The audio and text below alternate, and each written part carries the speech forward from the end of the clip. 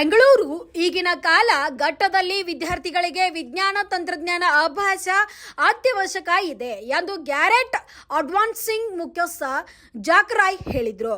ಅವರು ಯಶವಂತಪುರ ವಿಧಾನಸಭಾ ಕ್ಷೇತ್ರದ ಬ್ಯಾಡರಹಳ್ಳಿ ಸರ್ಕಾರಿ ಮಾದರಿ ಪ್ರಾಥಮಿಕ ಶಾಲೆಯಲ್ಲಿ ಶಾಲಾ ಮುಖ್ಯೋಪಾಧ್ಯಾಯರು ಶಿಕ್ಷಕಿಯರು ಆಯೋಜಿಸಿದ ನೂತನವಾಗಿ ಎಸ್ಟಿಇಎಂ ಲ್ಯಾಬ್ ರಿಬ್ಬನ್ ಕತ್ತರಿಸಿ ಉದ್ಘಾಟಿಸಿ ಮಾತನಾಡಿದ ಅವರು ಸರ್ಕಾರಿ ಶಾಲೆಗಳಿಗೆ ನಮ್ಮ ಸಂಸ್ಥೆಯಿಂದ ವಿದ್ಯಾರ್ಥಿಗಳಿಗೆ ಮತ್ತು ಶಾಲೆಯ ಅಭಿವೃದ್ಧಿಗೆ ನಮ್ಮ ಸರ್ಕಾರ ಸಹಾಯ ಸದಾ ಇರುತ್ತದೆ. ಇಲ್ಲಿಯ ವಿದ್ಯಾರ್ಥಿಗಳು ರಾಷ್ಟ್ರ ಮಟ್ಟದಲ್ಲಿ ವಿಜ್ಞಾನಿಯಾಗಲಿ ಎಂದು ಜಾಕ್ ರಾಯ್ ಮಕ್ಕಳನ್ನು ಉದ್ದೇಶಿಸಿ ಮಾತನಾಡಿದರು. ಸ್ಪೈರೋಲ್ ಫೌಂಡೇಶನ್ ಸಂಯೋಜನಾಧಿಕಾರಿ ತಿಪ್ಪೇಸ್ವಾಮಿ ಅವರು ಎಸ್ಟಿಇಎಂ ಲ್ಯಾಬ್ ಅನ್ನು ವಿದ್ಯಾರ್ಥಿಗಳು ಸದುಪಯೋಗಿ ಪಡೆದುಕೊಳ್ಳಬೇಕು ಎಂದು ಸಲಹೆ ನೀಡಿದರು. ಶಾಲಾ ಮುಖ್ಯೋಪಾಧ್ಯಾಯರು ಸರ್ವರಿಗೂ ಸ್ವಾಗತ ಕೋರಿದ್ರು. ಇದೇ ವೇಳೆ ಶಾಲಾ ವಿದ್ಯಾರ್ಥಿಗಳಿಗೆ ಬ್ಯಾಗ್ ವಿತರಿಸಿದರು.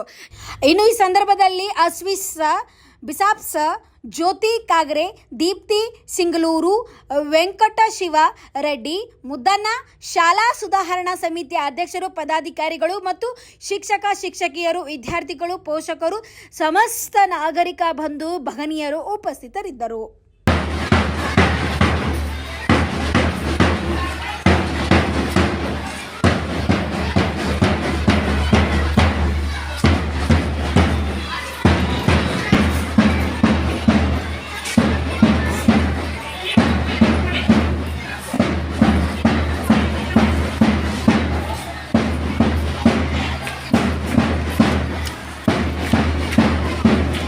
STEM lab. We hope that this STEM lab is useful for the children. The children are our future, and we believe that these children will grow up to become great innovators for tomorrow. So we hope that this lab is useful for them. We are committed with the school, and in future requirements of the school also, we are committed to see how we can help the school. Thank you. John Zakaria.